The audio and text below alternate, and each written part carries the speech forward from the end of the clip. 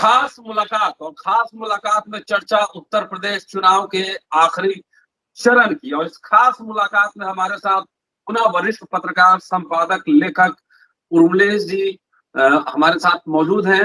अम्बेडकरनामा पे पूरा वीडियो देखिएगा और सुनते रहिएगा, शेयर और सब्सक्राइब करते रहिएगा। दोस्तों, रतनलाल बोल रहा हूँ, काम की बात में आपका स्वागत है।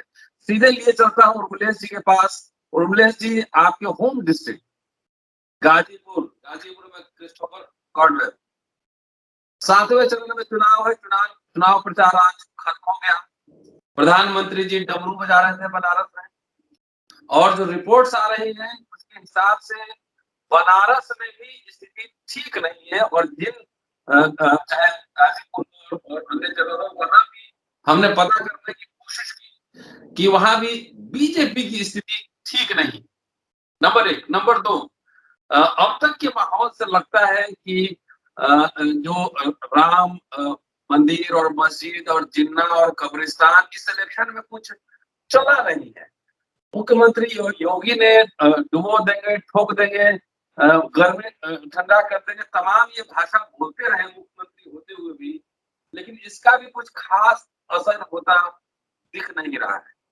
फ्लोर आपके पास है, एक सटीक विश्लेषण बताइए कि आखिर 7वें चरण में क्या होना है, आपके होम डिस्ट्रिक्ट में क्या होना है।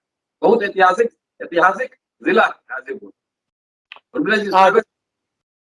यस, देखिए, मैं समझता हूं कि जो उत्तर प्रदेश के आखिरी चरण का जो ये चुनाव है 54 सीटों का, इसमें 9 जिले हैं, जिसमें मेरा अपना जिला गाजीपुर भी है, आजमगढ़ है, मिर्जापुर है, भदोही है, सोनभद्र है, इसके अलावा आपका चंदौली है, मऊ है, आजमगढ़, जौनपुर और वाराणसी।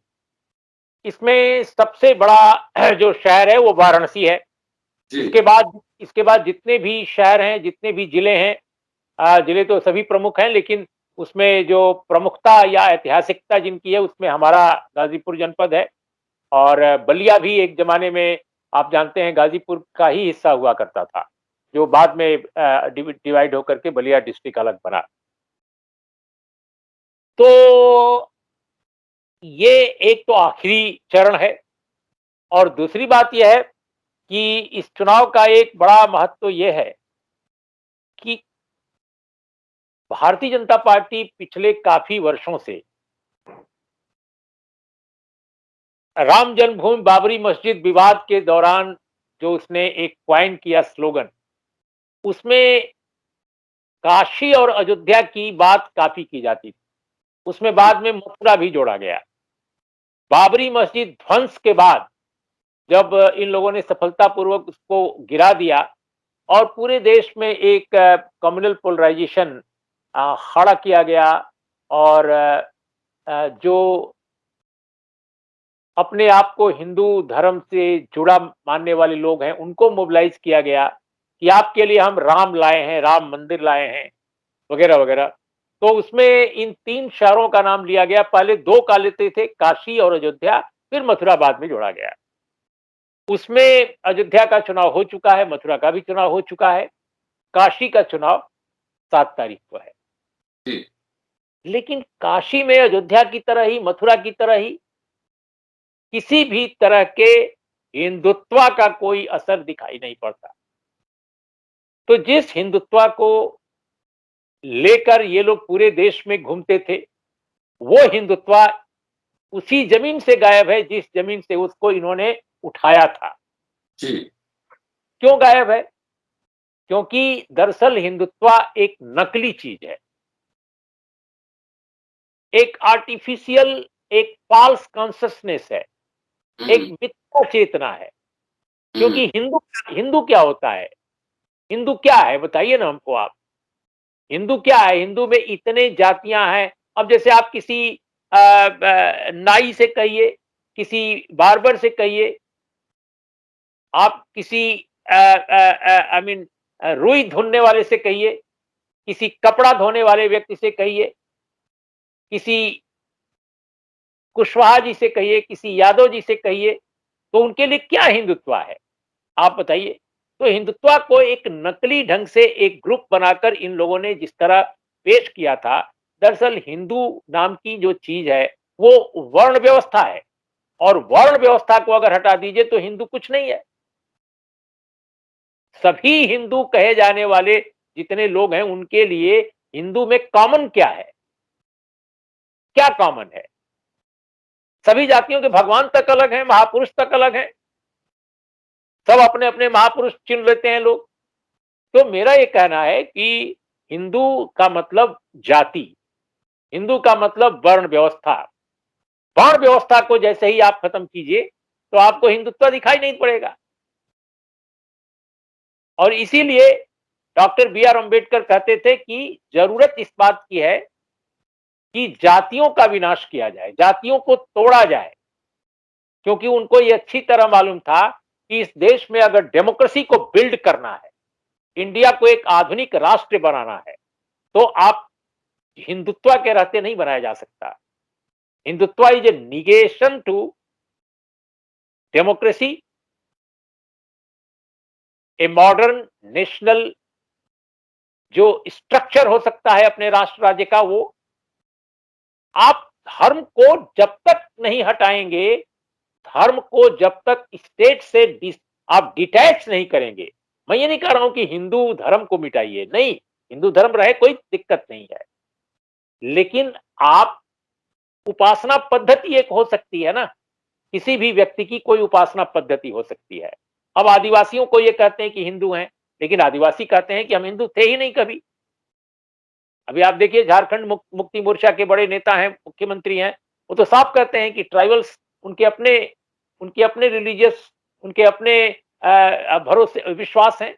तो हमारा ये कहना है कि हिंदुत्व की हवा निकल गई है, क्योंकि जातियों ने देखा कि कॉन्स्टिट्यूशनल लेवल पर, संवैधानिक स्तर पर जो उनको मिली हुई है एक क्या कहेंगे उसको आप, जो सुविधाएं मिली हैं, जो प्रावधान प्राप्त हैं, उनका कैसे हिंदुत्व के नाम पर जो लोग सत्ता में आए, हिंदुत्व की माला जपते हुए, कैसे उन लोगों ने उसको डिमोलिश किया। 2018 में उत्तर प्रदेश में 69,000 टीचर्स प्राइमरी के, अपर प्राइमरी के, उनकी नियुक्तियों का ऐलान हुआ। दिसंबर 2000 में ये नियुक्तियां शुरू हो गई, की गई काफी हद तक। उसमें ओबीसी को 27% रिजर्वेशन नहीं मिला, दलितों को भी उनका वाजिब रिजर्वेशन नहीं मिला, दलित आदिवासियों को। पूरा का पूरा जो नियुक्ति का प्रोसेस था वो आरक्षण के नियमों को वायलेट करते हुए हुआ। उस प्रदेश में जहां हिंदुत्व की सबसे अधिक माला जपी गई, जिस प्रदेश में मुख्यमंत्री को हिंदू हृदय सम्राट कहा गया, प्रधानमंत्री को हिंदू हृदय सम्राट कहा गया, वहां उस मुख्यमंत्री ने ही स्वयं कहा कि उसको अमुक जाति में पैदा होने का गर्व है। उन्होंने अपनी बिरादरी का नाम लिया, योगी महाराज ने, और बताया कि इस बिरादरी में पैदा होकर वो गर्वान्वित हैं। तो मेरा ये कहना है कि जब आप जाति के में पैदा होकर गर्व का अनुभव करते हैं, तो आपका धर्म किधर है, आपका हिंदुत्व किधर है? तो Hindutva is a false consciousness. उससे ज्यादा कॉन्क्रीट अगर कोई चीज है तो वो प्रोफेशन है लोगों का, कि वो किस पेशे में लोग हैं, और उनको जब मॉडर्न लाइफ मिलेगी तो वो एक मॉडर्न ह्यूमन बीइंग के रूप में डेवलप होंगे। और यही एक मॉडर्न नेशन स्टेट का काम है, उसे मनुष्य बनाना, लोगों को मनुष्य बनाना। हमारा अंतिम मकसद है लोगों को मनुष्य बनाना, मनुष्यता के एक अम्ब्रेला के नीचे सबको लाना, गैर बराबरी को मिटाना। यही में हमारा संविधान कहता है, और हमारे संविधान का लक्ष्य भी यही था। इसलिए मेरा मानना है कि उत्तर प्रदेश का जो चुनाव हो रहा है ये अच्छी दिशा में जा रहा है। अल्टीमेटली जिन लोगों ने लोगों को बेवकूफ बनाया था, उपासना पद्धति को जिन लोगों ने एक कटीले तारों में घेर दिया था कि हिंदू का मतलब है जो मुसलमान को नफरत करे, मुसलमान का मतलब है जो हिंदू से डरे, वो अपर कास्ट जो हिंदू जातियां हैं, जो उच्च वर्णीय जातियां हैं, उनमें भी बहुत गिने चुने लोगों का एक ये घेरेबंदी थी, वो घेरेबंदी मुझे लगता है कि इस चुनाव में टूट रही है और मूलतः वो एक घेरेबंदी आरएसएस की, विश्व हिंदू परिषद की, भारतीय जनता पार्टी की थी। तो इन लोगों ने जो जो एक अजीब किस्म का एक माहौल बनाया था, इस चुनाव की बहुत बड़ी विशेषता है इसका टूटना। सर एक और ट्रेंड देखने को मिला जो हिंदुत्वा, हिंदुस्तान की जो वकालत करते रहे हैं, वो स्वदेशी आंदोलन के भी बड़े आंदोलनकारी समझे जाते रहे एक समय। देसी चीज और सब होना चाहिए और विदेशों का बहिष्कार, चाइना का बहिष्कार, तमाम इस तरह की बातें करना भी करते हैं। लेकिन देखा ये गया है कि इन लोगों ने जो सार्वजनिक संपत्तियां बनी थी, उनको तो एक तरह से बेच ही दिया है। एक तरह से पूरे बड़े-बड़े पूंजीपति घरानों को बेच दिया। आरक्षण की आपने बात करी थी, तो जैसे-जैसे निजीकरण बढ़ा, ये इनके दर्शन का एक पैराडॉक्स, एक अंतर्विरोध नहीं है। देखिए मल्टीनेशनल कंपनी जी, बिल्कुल, बिल्कुल, इन्होंने तो नाम भी एक बना लिया था एक संगठन का, स्वदेशी जागरण मंच। जी। अब आपको पता करना चाहिए कि स्वदेशी जागरण मंच आजकल कर क्या रहा है। क्योंकि क्योंकि जितने स्वदेशी उपक्रम अपने हैं, उनको निजी हाथों में बेचा जा रहा है और बहुत सारे जो उपक्रम हैं विदेशी कंपनियों का कोलैबोरेशन जिन देशी कंपनियों से है उनके हाथ में उनके हवाले भी किया जा रहा है। बहुत सारे क्षेत्रों में जहां प्रतिबंधित था विदेशी निवेश, उनको भी खोल दिया इस सरकार ने। और हालत यह है कि जो व्यापारी, जो छोटे-मोटे ट्रेडर्स जो एक समय जनसंघ और बीजेपी के बड़े समर्थक थे, क्योंकि उनको लगता था कि ये पार्टी बनिया लोगों की है, ब्राह्मण लोगों की है, अब वो भी सरकार से नाराज। आपने कहा कि जो उनके कोर वोटर हैं वो भी नाराज हैं। वो क्यों नाराज हैं? जयप्रकाश बनिया और ब्राह्मण की बात आपने कही। हाँ, देखिए मैं छोटे-मझोले जो व्यापारी हैं, ट्रेडर्स हैं, दुकानदार हैं, इन लोगों से मेरी बातचीत होती रहती है। आप स्वयं भी बात करते होंगे, हम भी बात करते हैं। मैंने ज़मीन-आसमान का फ़र्क पाया है इनके परसेप्शन में। पहले इन जी, लोगों ने पहले इन लोगों ने जनसंघ को बहुत पहले भी मैं देखता था जब जनसंघ को 2 सीट मिलती थी, 1 सीट मिलती थी, कहीं बिल्कुल ज़मानत जब्त हो जाती थी। उन दिनों भी जो भारत के हिंदी हार्टलैंड के जो जो बनिया कम्युनिटी थी उसमें उनके प्रति सहानुभूति थी। आज जो छोटे-मोटे दुकानदार हैं उनमें गहरा मोहभंग हुआ है। उनको लगता है कि ये तो पूरी उनकी दुकानदारी ही खत्म कर रहे हैं। क्योंकि अब इतने ज़्यादा स्टोर खुले हैं, चाहे वो देशी पूंजीपतियों के हैं, चाहे विदेशी पूंजीपतियों के हैं। आप देखिए अमेज़न का पूरा जाल बिछ गया है। आप देखिए ना, आप इतनी बड़ी-बड़ी कंपनियां दुनिया की आ गई हैं कि वो छोटे-मोटे व्यापारियों के जो उनके जो जीवन का जो आसरा था, व्यापार, छोटा-मोटा व्यापार करना, दुकानदारी करना और उनका एक पोएटिक रिलेशन हुआ करता था खरीदारों से। वो उनके घर पे पहुंचाते थे सामान, शादी-ब्याह के मौके पर उपस्थित होते थे एक-दूसरे के बीच में और इसके अलावा उधार भी चलता था।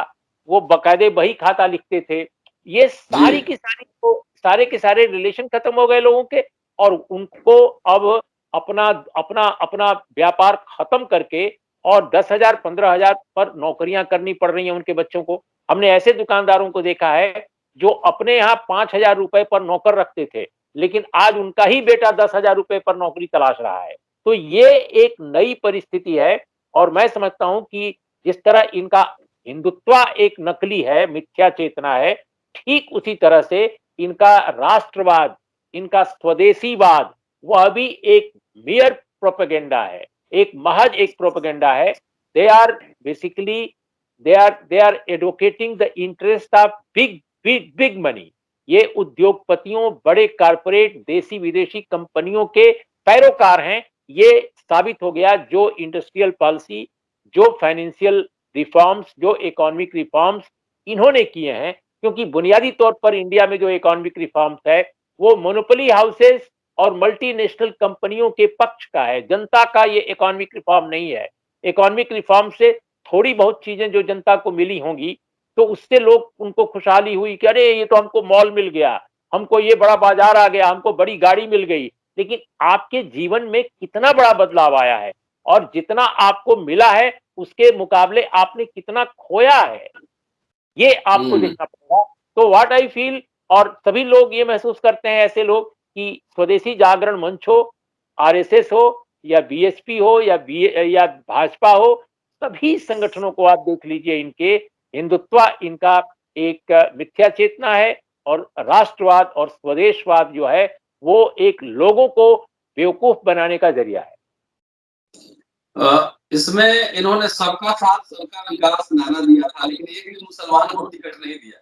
इनके भारत की अवधारणा में मुसलमान नहीं है। नहीं, देखिए, इनके इनकी इनकी भारत की धारणा में मुसलमान तो नहीं है, ये तो बिल्कुल निस्संदेह, ये तो बिल्कुल सही है। वो तो मानते ही नहीं, उनको उनको तो कहते हैं, देखिए, जिनको ये वीर कहते हैं, वो विनायक दामोदर सावरकर, दरअसल उन्हीं की हिंदुत्व थीसिस को लेकर ये लोग चलते हैं।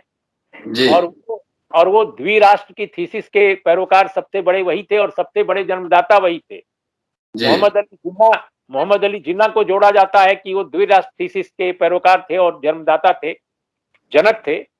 बिल्कुल वो उसके पैरोकार थे, लेकिन जनक नहीं थे। जनक तो वीडी सावरकर थे, और ये उनके डॉक्यूमेंट्री और उनकी किताब से बिल्कुल साफ जाहिर होता है। तो ये तो मुसलमान को अलग राष्ट्र मानते हैं, ये तो मानते ही नहीं कि वो भारतीय राष्ट्र का हिस्सा हो सकता है। ये तो वे लोग हैं, और डॉक्यूमेंट्री प्रूफ है भाई इसके लिए। तो मेरा ये कहना है कि ये उनको तो मानते भी नहीं, लेकिन ये दलित को और आदिवासी को और ओबीसी को भी गुलामी मानते हैं। ये तो भारत की उस वर्ण व्यवस्था के पैरोकार हैं जिसमें दलित, आदिवासी और ओबीसी, शूद्र, ओबीसी का मतलब क्या होता है, वर्ण व्यवस्था का मतलब शूद्र, तो शूद्र सेवा करने के लिए है।